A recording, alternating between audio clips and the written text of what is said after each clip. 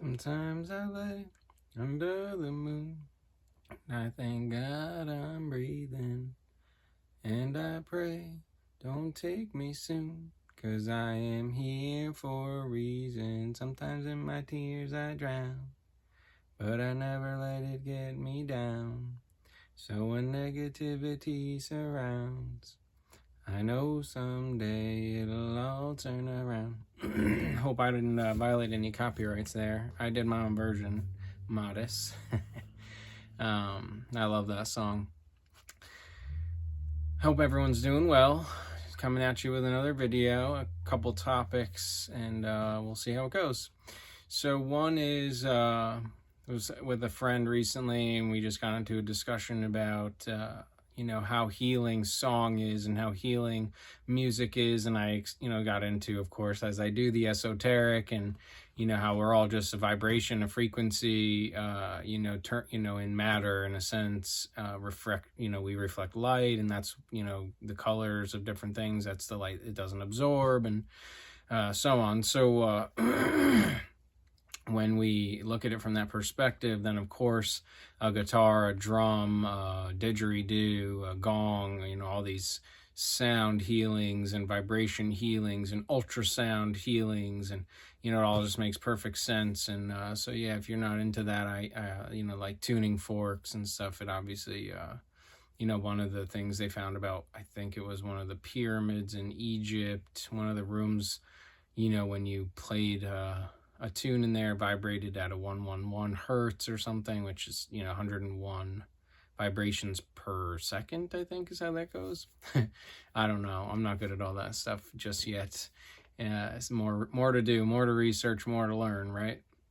However, yeah, I think there's a huge, vast study that could be done, and probably has been, and is maybe being suppressed, or it's not mainstream, that's for sure, that I think most of the unease that causes distress in our systems, and comes out as sickness or whatever we want to call it, is probably from stress, from being off your vibe, and based on the foods we take into our vessels and so on. So yeah, just a cool field to get into, the whole vibration, healing through vibration idea, becoming well through vibration. A couple things I wanted to shout out in the beginning this time is Servant King Marcus. James Lovett is, of course, my brother Marty leads at the Gnostic Church and Academy of Lord Jesus Christ.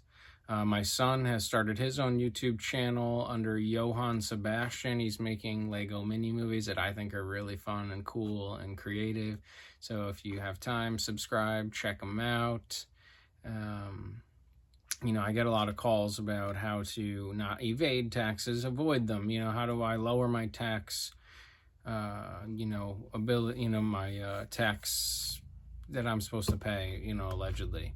So, there's a lot of different tactics out there, and one of the places I learned was from Superscam, and what income is. You may want to look into what is income, as to the best of their definition in Title 26, and some other places. James Lovett does a great video on that. And then, I like the, you have to correct your passport, your file with the state.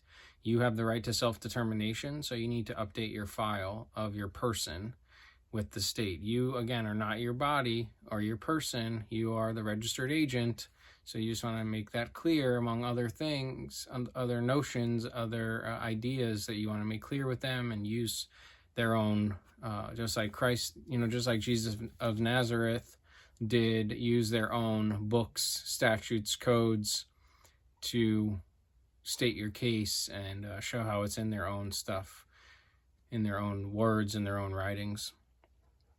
For instance, with taxable income, you might want to redeem in lawful money, which is 12 USC 411, and then it's not income. You may also want to realize that you're working for compensation. So labor for compensation is not income. You go out as, say, a painter or a laborer or whatever, and you make a deal that I'm going to do this amount of work for this amount of, lawful money, 12 USC 411.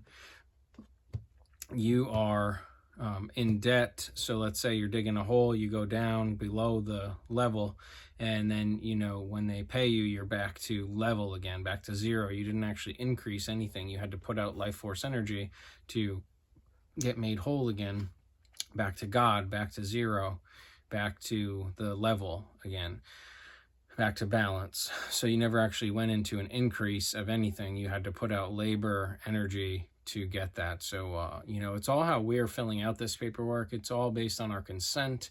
And, you know, a living man, a living woman cannot be taxed. It's only your entity that can be taxed. And it is a taxable entity. It's just how is it gaining these funds, and what are the funds? Are they legal tender Federal Reserve notes, or are they Treasury notes, which it's a two-sided contract. One side is the Federal Reserve seal, one side is the Treasury seal.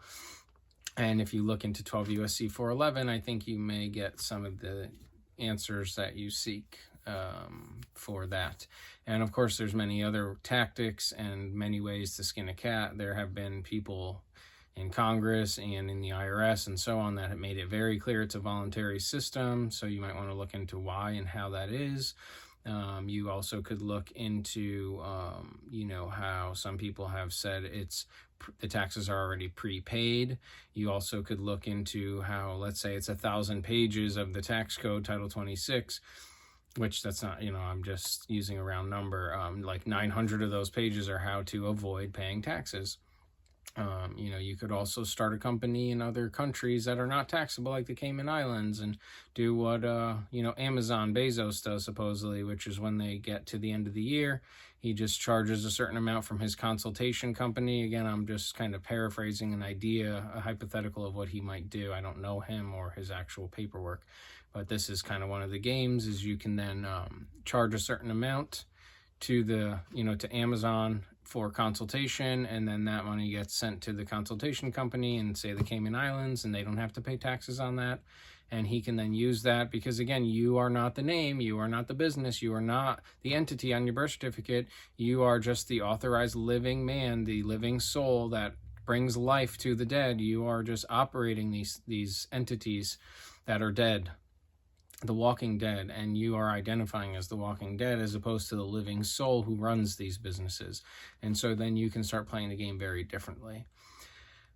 Let's see, 18 USC 8 explains how, you know, the debts are the obligation of the United States, which they're talking about the federal corporation from what I can tell in that one. And yeah, there's some others probably, and if they come to me while I continue, then I will let you know. However, you know, these are just some ways to guide you. Oh, another one was the Common Law Rights Society. They give out, in my opinion, a lot of great free information on YouTube, and I have a lot of respect for them. Also, Carlton Weiss's Concise Trustee Handbook. Carlton Weiss's Concise Trustee Handbook, which actually Common Law Rights Society began reading at some point, but then it seemed like they stopped. And I was really enjoying that. So if you guys ever decide to finish up, that'd be really cool, because it was cool listening to it being read and then kind of explained in your perspective and kind of layman's terms in a sense. So, yeah, Common Law Rights Society, actually, if you watch their videos, on one of them, they actually give out a link to a free trust declaration, which I don't know if they still do, but they certainly did. And I mean, I don't do that. If you work with me, I send you certain information and certain documents, including a declaration. However, I'm not charging you for it. I'm charging you for my time and the education and information I'm giving you and my expertise. And I, you know, then sometimes, you know, people want a lot of time, like say walking through every single line. I've done that. I've set up everything with somebody on the phone, so then they know how to do it from there. So I'm literally giving you a way to then go and help others and make it clear for you, which is what I always wished or prayed for and was never given. God had a different plan for me and just kept telling me, no, you're going to do this on your own. You're going to figure this out. You're going to read the laws. You're going to read the books. You are going to keep studying. And I wanted so bad somebody to be the teacher that was going to help walk me through, and now more or less I'm willing to be that. However, that is I generally don't do that for a small donation, just as a heads up. But yeah, just like if you have conversations with me, and you are ready, I tend to just kind of share most of my files that are redacted if necessary, or don't have my personal and private information in there. Yeah, so you need to understand what a trust even is. And so I just to continue on from my last video, you are not the name, you're not the person. And the reason, it does represent your body. It does, that account on your birth certificate does represent your body. And so therefore, when you, the living soul, leave your body behind, the state then takes over, and probate, deals with the estate, which you can look into the Transfer for Minors Act in your own state, wherever you were born, where your nativity occurred. And you can look up when you became the age of majority. Some states are 21. I think a couple are 25. Most are 18, I think. Like I'm from a state that it's 21. So you just have to be aware of these things, and you have to come back and let them know you're alive and of sound mind and have reached the age of majority on this and this date. And here's this document, affidavit, ran through the registered mail here, with the registered mail number on it. And not everybody does these processes in my way. This is just the way that I like to do them. And then it's attached to your birth certificate, so that you see that you have claimed the name, basically, and claim the account, and now hold equitable title to it. It doesn't mean the state won't have say in it. It means you can operate it equitably, and they can't treat you like a minor anymore, like their kid, like their child, like their offspring. And then, you basically don't get to get grounded anymore, per se, like at least using your body.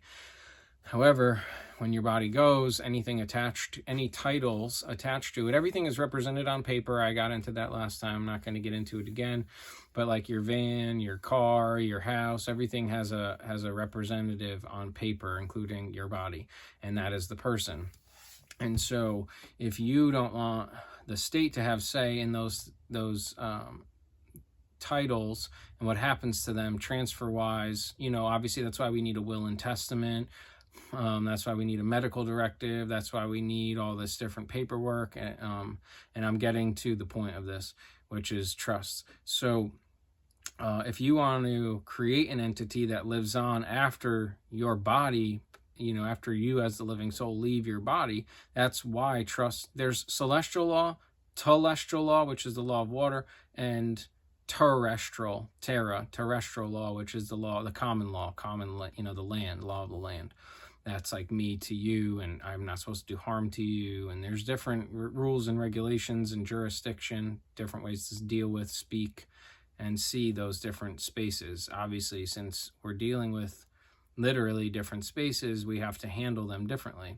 And so when you get into the esoteric and looking at things from a deeper perspective, you start to really comprehend why, on common law, you can't do harm to somebody. You're in the land, you're in the material. When you're in the ethereal, the celestial, we're talking about theories, philosophies, my way of life, that's trust law. And then with commercial, you're talking about, a lot ships and shipping and receiving and transfer of items and stuff. So, one thing you have to realize is you can't own anything. They say don't, own nothing, control everything. That's when you finally start comprehending that you can't own anything, because your body's going to go someday. And so if you could truly own it, then you'd be able to take it with you. So you can't own it. Therefore, you can't possess it. You can't be possessed and consider yourself a man of God.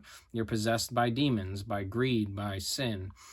And so I possess this house, I own this house. No, your entity that they gave you owns, actually holds title. You're the title holder, your entity is.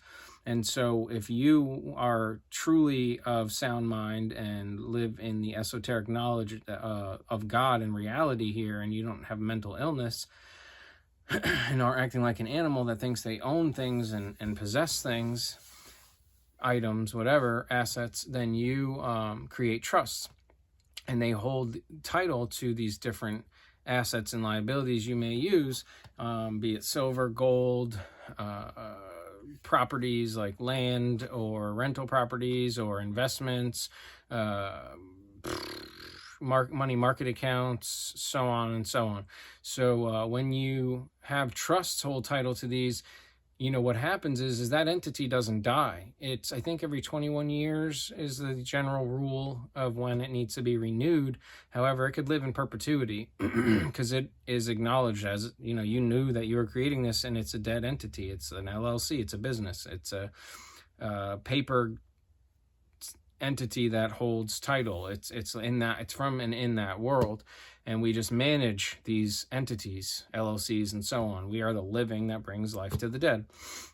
And the reason that even needs to be is because when we're acknowledging death and accepting death, truly facing death, then we accept that, I can't hold title to something in a piece of paper that represents my body, because then when that goes and the state realizes I haven't obviously learned the game in my life, or my family hasn't prior to that, then then they are the trustees. They handle the disbursement of these properties, and they don't do that for free. So they take a percentage of the property, they take a percentage of the estate, and so on, and then what's left goes to the beneficiaries, and that's based on your will and testament. And that's how the system kind of teaches most people how to do this. However, you can create an entity that lives on past your body, and all that happens is a transfer of the manager. So, with a trust, you have a grantor, somebody who grants, like God granted me life, right? And now I've become a trustee for the beneficiaries, which is, let's say, the offspring that are coming in the future. And I apologize, I'm not looking at the camera a lot. I'm really thinking in my mind of what to say and how to say it in a specific way. I'll do my best to do better here from here on out in this video. So with a trust, you have all your paperwork together. You have your will and testament. You have your fee schedule. You have your power of attorneys. You have your power of attorney. You have your copyright of your name. You have maybe your DBA is held in trust. You have your beneficial ownership. You have transferred equitable title of your birth certificate. Maybe you have maybe 21 pieces of silver, so that it's enough of a value that a jury needs to be involved, and it can't just get a summary judgment. You need to have, you may have your medical directive. If I said that, I apologize, forgive me. And many other documents, the titles to deeds, to properties, to investment accounts. You have sheets written out. You have your bylaws, your own codes, your own statutes, your own way of life. You have definitions. I know I've met people that had thousands of pages for one of their trusts, of all the different aspects of their life, and all written on paper, and different titles they held. And so what happens when they pass away, you have other trustees, or at least you have a successor trustee. And so when your body moves on, when your body drops and your soul leaves the body, nothing happens to those titles that are held in the trust, because the entity that you created while you were alive in body, you are now just leaving your body, and the entity lives on past that time.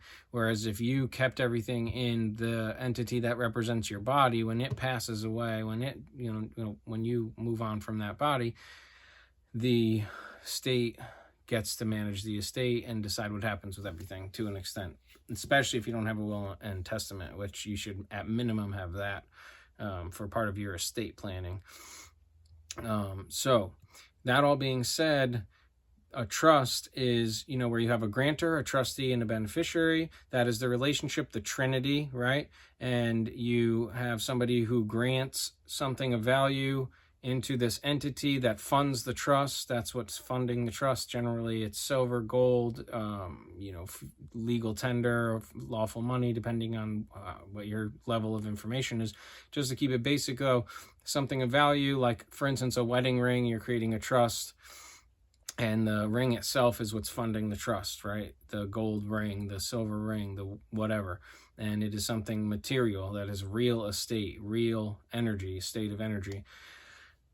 So the trust is created, and honestly, pretty much every interaction, I would say every interaction is a trust. Somebody's, the grantor is God. Somebody's benefiting from the interaction, that's the beneficiary, and then the trustee is the one that's the manager, that's taking care of the valuable information, the valuable property, the valuable whatever. And so when you hold title to different assets, you put them in different trusts, and you have the trust is made up of all these different rules and regulations of how you want to see these properties and assets managed. As the grantor, that's the initial thing. And then there's different kinds of trusts. At the sole, though, the basic way is there's revocable and irrevocable.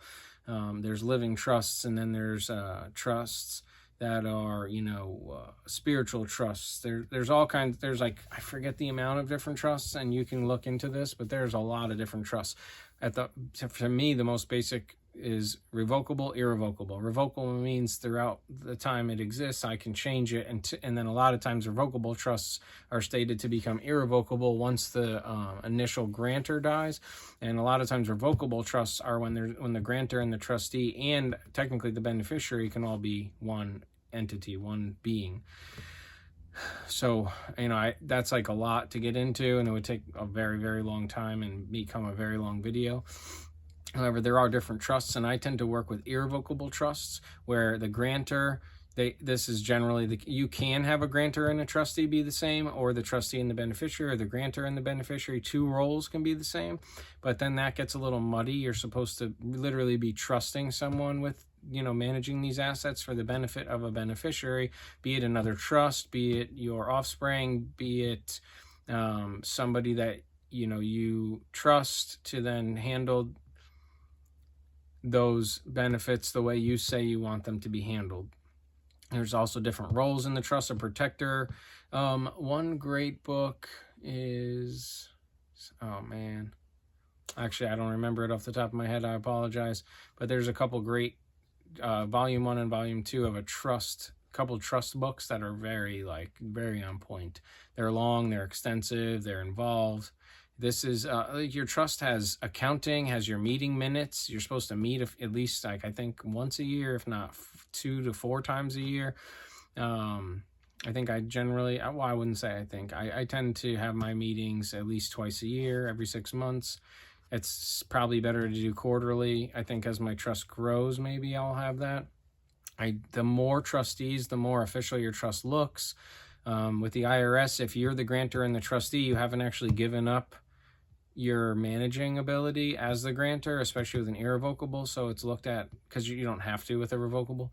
With an irrevocable, you're supposed to give up the ability to manage these assets. That's kind of the point of an irrevocable trust. And so when you don't give up the role of trustee to some other entity that's supposed to be even more so at arm's length, like not a family member, for instance, not a wife, not a son, not a husband, because then you kind of don't get to tell them what to do. You fully trust them to do what's best, regardless of you as the grantor. You it becomes, if you're the grantor and the trustee, it becomes, according to the IRS, an alter alias, like basically an AKA. And so they can still come at you, in theory. It may be a little more difficult, but creditors can seek, what's in that trust and so on. Now, could you operate one of those for the purpose of, say, business or gaining assets, and then funnel those assets into other trusts that are irrevocable, that are set up more properly? Yes. Could you operate one of those kind of trusts that are irrevocable to hold certain assets, but maybe you don't use them with an EIN number for banking, and you don't have that out in commerce? Could you record that in the public at the clerk? Yes. So you really have to master this so you can know how it's going to work best for you, just like mastering the use of a saw, a hammer, or any tool. When you really get into all this, it's the more you study, the more more that will come clear. Knowledge is power, right? And wisdom is using that knowledge and that power responsibly. With great power comes great responsibility. And so I wanted to, make sure I mentioned a few different avenues for you in the beginning to maybe look into for yourselves. Again, always look into definitions. Read the United States codes, the USCs. Read the CFRs, Code of Federal Regulations.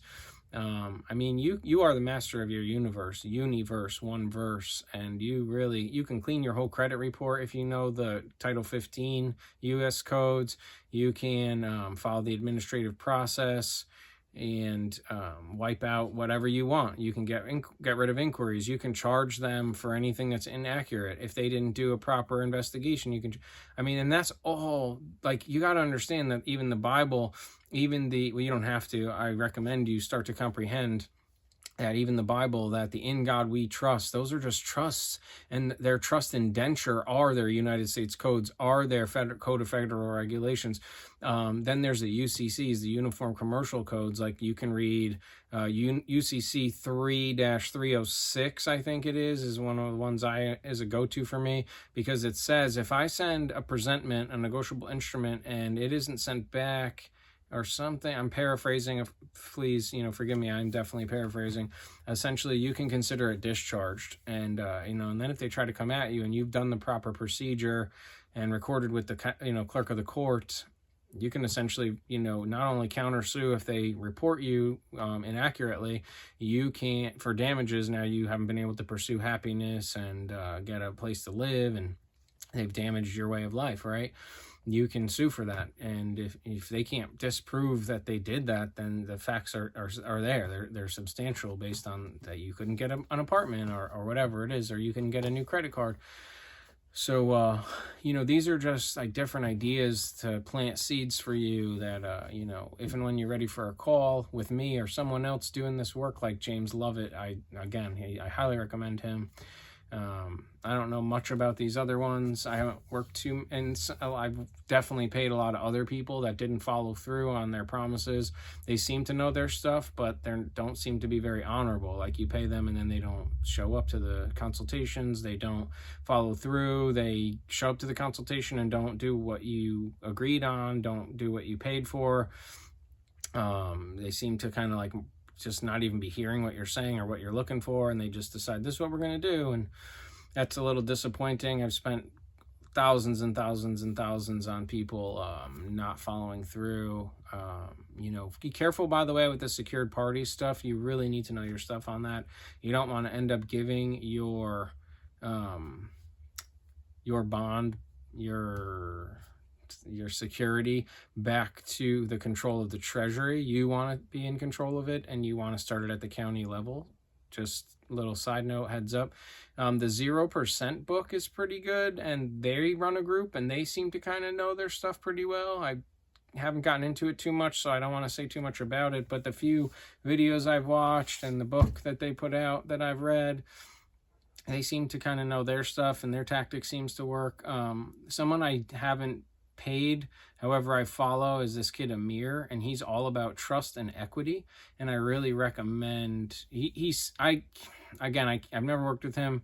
I don't have my firsthand evidence of experience with that, so it's like I shouldn't necessarily bring that up, but he sure seems to know his stuff when it comes to trust. And if you read Carlton Weiss's Concise Trustee Handbook, like, that is, to me, one of the most simple, powerful little readings you can do to comprehend what the power of a trustee is on the land, and what that will bring to your life. And when you really start realizing that you're not your name, that you're not that account, that when your bills, alleged bills, their presentments, coupons, when they come in the mail, not only should they not be coming to where you stay, where you sleep, they maybe shouldn't even be in your name, but that's another conversation. In that name, it comes in all caps, because it's not you. Like, I recently was looking at someone's medical bill presentment they got, and right on it, it's right there in plain sight, it says guarantor, and it's their name, last name first, lowercase, all for uppercase, lowercase, and then the patient name is the all caps name. Well, if that's not real, then why is it like that? Like, why isn't it the same in both spelling it in the same way? I mean, it's always right in front of you. They're not hiding anything. It's just your lack of knowledge, so why you don't see it, why you don't comprehend it, and what's going on here. And once you learn what's going on, no one can stop you. You start interacting with the Attorney General of your state, of the United States, and you really can get remedies and be starting to get treated again, based on your birthright as a son or daughter of God. And, the fast track to that is learning trust law, is learning how to operate trust, learning what trusts are, which I'm doing my best to plant seeds on that, and really getting this through your head, that you are not the name, that you are not your body, that it is a temple of God, a holy temple of God within you, the divine spark, and you are yourself. You are, I am that I am me, I am a living soul. However, I'm called different things. I don't have a name. I run entities that have names. I manage entities that have names. And if you want smooth transition, or really specifically no transition of titles, when your soul leaves your body, because your body no longer can sustain the energy that is your soul, then you will create trusts and your assets will be in there, and whoever you trust as a successor trustee will smoothly just start operating, because they'll have all the paperwork, and they just keep operating the entity as another manager of the company, of the entity, of the agreement, essentially. And they have to follow all that. And if they don't, what happens is the beneficiary can bring charges against the trustee for breach of fiduciary duty. And that is like as high as treason on the land. And no trustee wants that. So, raise your kids this way, start learning this stuff, really get into how to operate here in honor and in power, and be the master of your universe, and really learn how that words matter, definitions matter. A lot of your remedies are in definitions. And if there aren't definitions, when there's contracts involved, you can then decide, hey, well, I thought this word meant this, and I thought when they said original creditor, I was that because I signed it, and without me, they couldn't say it wasn't me. And you can really, if they can't disprove what you're saying, and they didn't cover their butt with a definition section, which me saying this, they may now start doing that. That's how it works, I'm just telling you, there's pretty much always a way. If you meditate and pray and stay slow and focused and mindful, God will give you a way, a path, an answer. And, just stay in faith, stay in knowing, stay in love, and you will be guided by the guide inside, the inner God, the Holy Spirit, Christ within, Jesus, God, Yahweh, the breath, keep breathing, keep knowing yourself, keep digging deeper, keep ascending in knowledge, and realize that at the heart, you're not your body, you're not an animal. Animals are not even, it's all just different forms of energy, consciousness, pure consciousness. And even I had a conversation today about death and eating animals and all this stuff, and it's like, at the end of the day, it's just transfer of energy. We're all just transforming. We're alchemists, every one of us, lions, tigers, and bears, oh my. And so if you can live on a level where you're not taking things personal to the skin suit of anybody, to the mask of any being, be it a plant, animal, a living God, a living lowercase g God as a man, then what's the big deal? We're all just transforming energy from one hand to the next, from one mouth to the next, through one body to the next. And the food I ate today, the meat I ate today, has transformed into energy for me to share this with you.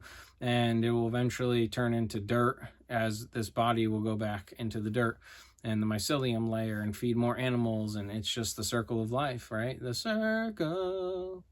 So, learn trust. I hope I got through to you. I know this was a bit all over the place. I like covering a few different topics. Sometimes, other times, maybe I'll, like I started kind of doing shorter videos with one topic. Anyways, I hope you, I pray that this reaches you in your heart and your mind, and that I'm getting through to some of you, and the importance of contracts and what trust is and what you are not and who you are not. That's one way to look at it polarity wise. If you learn who you're not, then you can start to see who you are and what you are. And if you can operate in that, then, in theory, as long as you don't harm anyone else's body or property that they're holding in title, you don't do damage, then you don't owe anything to anybody in that sense. You got to think of it like that. If you damage something that's valuable to a trust and their operation and existence, then you have to make them whole again. It's all about staying at zero, all about staying whole, which is God, the full, the all and the nothing. A circle is both full and empty at the same time. It's everything and nothing all at the same time. It has no beginning, no end. It's literally a zero, a circle. That is a representation of what God is and always has been and always will be. And when you get up and wake up to the depth of knowledge and wisdom and wizardry and spelling and magic, you really start seeing all this clearly, and it's just keeps flowing. So if any of this interests you and you want to learn more in private, book a call, book a Zoom, book a, whatever. Book a meeting, a conversation. You can go on my website, thelivingmysterychurch.org. That's thelivingmysterychurch.org.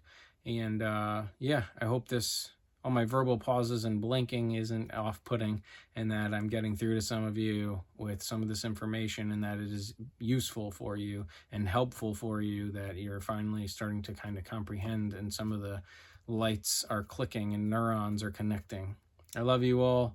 I wish you peace on your journey, and if you're in pain, keep going, because that means you're getting to another level of power. So keep pushing. I promise. Like, that's from my own heart to yours empathy. I know what that's like, and you got this. You can keep going. Peace.